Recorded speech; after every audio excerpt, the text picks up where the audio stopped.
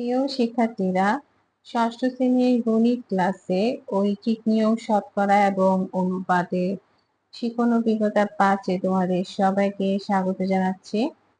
তোমরা নিশ্চয়ই জেনেছো আমাদের বার্ষিক পরীক্ষা 2024 অনুষ্ঠিত হবে। সেখানে আমাদের বহু নির্বাচনী এক কথায় উত্তর, সংক্ষিপ্ত প্রশ্ন এবং রচনামূলক প্রশ্ন দৃশ্যপট নির্ভর থাকবে। এই জন্য আমরা প্রস্তুতি নিচ্ছি। তোমরা আমার গত ক্লাসে নিশ্চয়ই দেখেছো, সেখানে বহু নির্বাচনী এবং সংক্ষিপ্ত প্রশ্ন নিয়ে আলোচনা হয়েছিল। আজকে আমি তোমাদেরকে রচনামূলক কয়েকটি প্রশ্ন নিয়ে আলোচনা করব। এখানে আমাদের রচনামূলক প্রশ্ন থাকবে দৃশ্যপট নির্ভর। দৃশ্যপট নির্ভর বলতে এখানে একটা উদ্দীপকের মতো থাকবে, একটা দৃশ্য থাকবে বা একটা বিষয় দেয়া থাকবে, যেটার উপর ডিপেন্ড করে তোমাকে আরো কয়েকটি প্রশ্ন দেওয়া হবে এবং এটার উপর বেস করেই তোমরা বাকি 3টি বা 2টি প্রশ্নের উত্তর বের করবে। তাহলে আসো প্রথমে আমরা শুরু করি। আমাদের প্রথম প্রশ্ন, পিতা ও পুত্রের বয়সের অনুপাত 14:3। পিতার বয়স 56 বছর। এটা হচ্ছে আমাদের দৃশ্যপট। এটার উপর ডিপেন্ড করে আমরা এখন কিছু প্রশ্ন দেখতে পাচ্ছি। প্রশ্ন কতে বলছে পিতা ও পুত্রের বয়সের অনুপাত কি ধরনের অনুপাত। খতে বলছে 5 বছর পূর্বে পিতার বয়স কত ছিল এবং গতে বলছে 4 বছর পরে পুত্রের বয়স পিতার বয়সে শতকরা কত হবে। তাহলে আমরা প্রথম প্রশ্নটা প্রথমে বের করি, পিতা ও পুত্রের বয়সের অনুপাত কি ধরনের অনুপাত।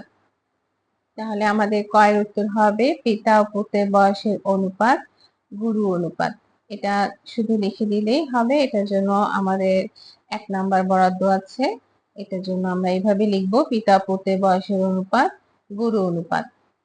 এবার খতে বলছে 5 বছর পূর্বে পুত্রের বয়স কত ছিল।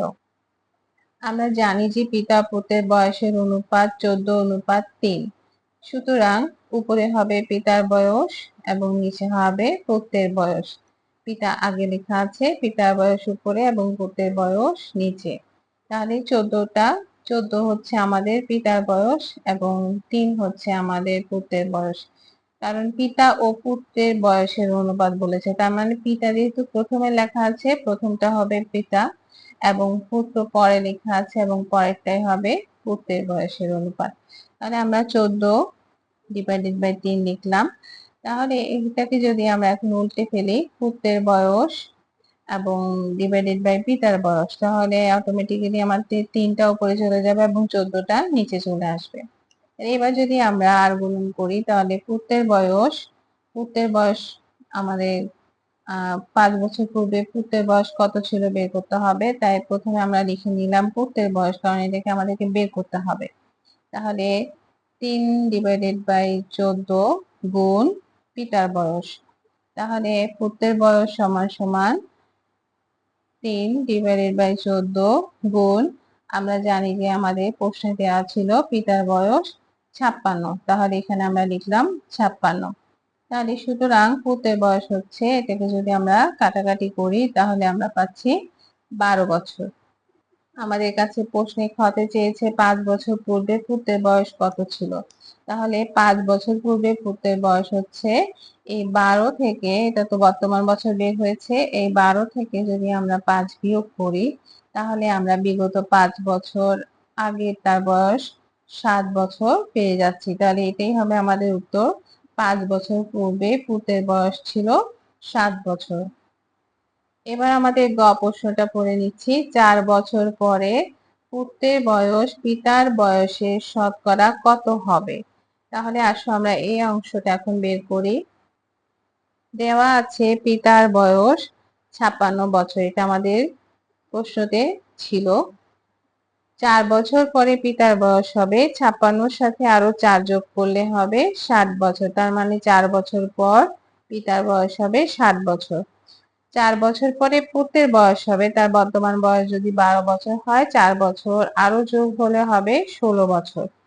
4 বছর পরে পুত্রের বয়স পিতার বয়সের শতকরা কত সেটা বের করতে হলে এখন আমাদেরকে এই 16 বছর দিয়ে এই 60 বছরকে ভাগ করতে হবে। এবং আমরা জানি যে শতকরায় কোনো কিছু বের করতে হলে সেটাকে অবশ্যই 100 দিয়ে গুণ করতে হবে। তাহলে আমরা যদি এটাকে কাটাকাটি করি তাহলে আমরা পাচ্ছি 26 সমস্ত 3/2%, অর্থাৎ এটাই হচ্ছে আমাদের উত্তর। এবার আমরা আরো একটি প্রশ্নতে যাচ্ছি। 2 নাম্বার প্রশ্ন, কোন দুর্গে 1000 জন সৈন্যের 70 দিনের খাদ্য মজুদ আছে। 10 দিন পরে ওই দুর্গে আরো 200 জন সৈন্য আসলো। তাহলে আমাদের এই উদ্দীপক থেকে, এই প্রেক্ষাপট থেকে আমাদের আরো 3টি প্রশ্ন। পূর্বের সৈন্য সংখ্যা ও বর্তমান সৈন্য সংখ্যার অনুপাত কত? খ নাম্বার প্রশ্ন, বাকি খাদ্য তাদের কতদিন চলবে? গ নাম্বার প্রশ্ন, আরো 15 দিন পরে 500 জন সৈন্য অন্যত্র চলে গেলে বাকি খাদ্য তাদের কতদিন চলবে? তাহলে আমরা দেখতে পাচ্ছি আমাদের প্রথম দুটি প্রশ্নের জন্য 2 2 করে 4 এবং গ এর জন্য 3 নাম্বার বরাদ্দ আছে। আমরা যে কোনো প্রশ্নের উত্তর লেখার আগে আমরা অবশ্যই আমাদের মানদণ্ডটা একবার দেখে নিব যে এটার জন্য আমাদের কত নাম্বার বরাদ্দ আছে। তাহলে প্রথমে আমরা দেখতে পাচ্ছি ক এর প্রশ্ন, পূর্বের শূন্য সংখ্যা ও বর্তমান শূন্য সংখ্যার অনুপাত কত? তাহলে আসো আমরা এটা বের করি। 200 জন সৈন্য আসায় বর্তমান শূন্য সংখ্যা হবে 1000 এর সাথে আরো 200 জন যোগ করলে হবে 1200 জন। পূর্বের শূন্য সংখ্যা ও বর্তমান শূন্য সংখ্যার অনুপাত হবে এই 1000 অনুপাত এই 1200। আগে ছিল 1000 এবং এখন হবে 1200। তাহলে উপরে 1000 নিচে 1200 কাটাকাটি করলে আমরা পাচ্ছি 5/6/5। তাহলে এটাকে যদি আমরা এখন অনুপাত আকারে লিখি, ও প্রথমে আগে লিখতে হবে 5 অনুপাত এই 6। এটাই হবে আমাদের ক এর উত্তর। ক্ষয়ে বলছে বাকি খাদ্য তাদের কতদিন চলবে। তাহলে আসো এটা এখন আমরা বের করি। তাহলে দিন বাকি থাকে 70 থেকে 10 চলে গেলে আর 60 দিন। তাহলে শর্ত মতে 1000 জন সৈন্যের খাদ্য আছে 60 দিনের। তাহলে একজন সৈন্যের খাদ্য তাহলে আরো বেশি দিন যাবে, এই জন্য 60কে আমরা 1000 দিয়ে গুণ করব। এবং 1200 জন সৈন্যের খাদ্য 1200 জনের আরো কম দিন যাবে, তাহলে এই কারণে আমরা 1200 দিয়ে ভাগ করব এবং কাটাকাটি করার পর আমরা পাচ্ছি 50 দিনের খাদ্য। তাহলে মজুদকৃত খাদ্য 50 দিন চলবে। এটাই হচ্ছে আমাদের ক্ষয়ের উত্তর।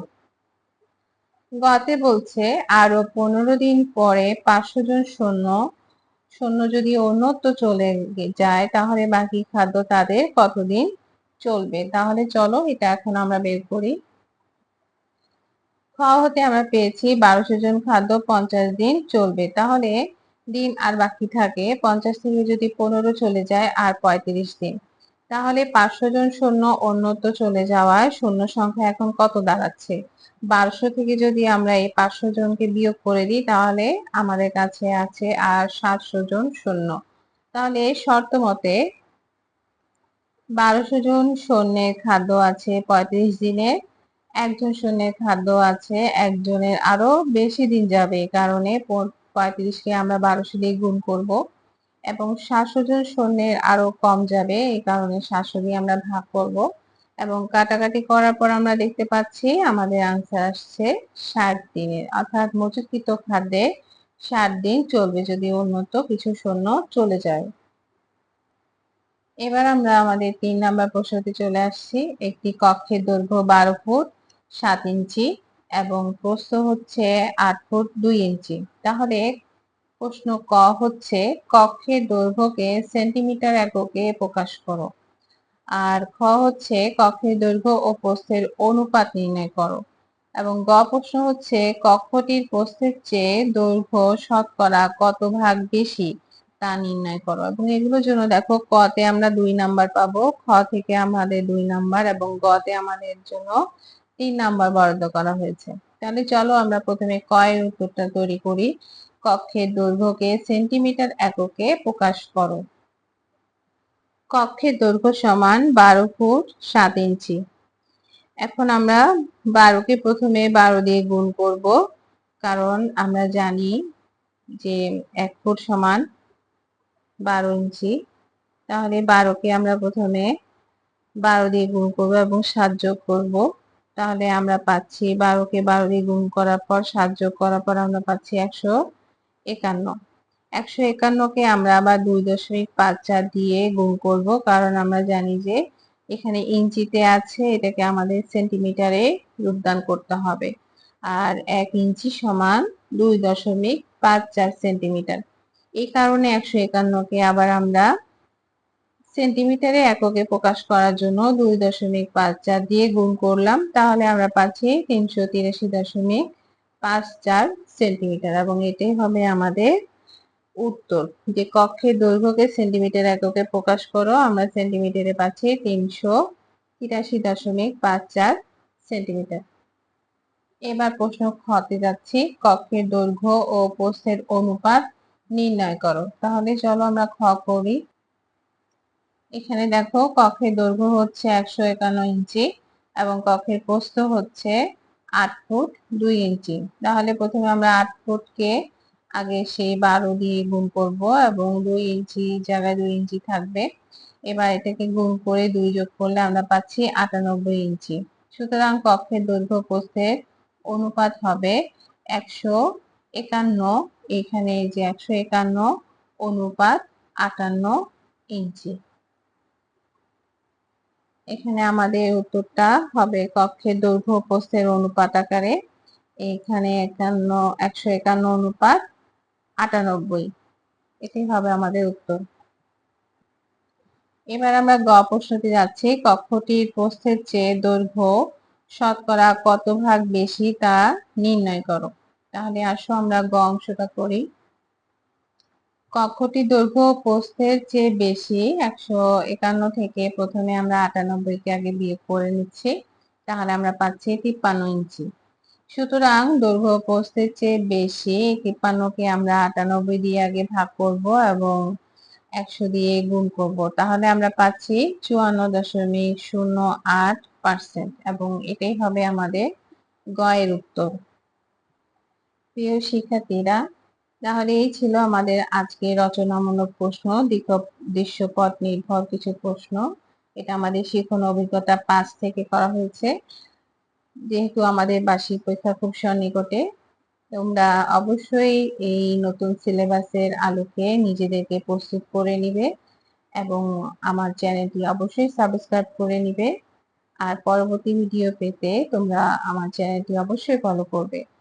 আমাদের সিলেবাসে বহু নির্বাচনী 15টি থাকবে, এক কথায় উত্তর 10টি থাকবে, সংক্ষিপ্ত প্রশ্ন 13টি থাকবে এবং রচনামূলক প্রশ্ন বা এরকম দৃশ্যপট নির্ভর প্রশ্ন 10টি থেকে 60টি উত্তর প্রদান করতে হবে।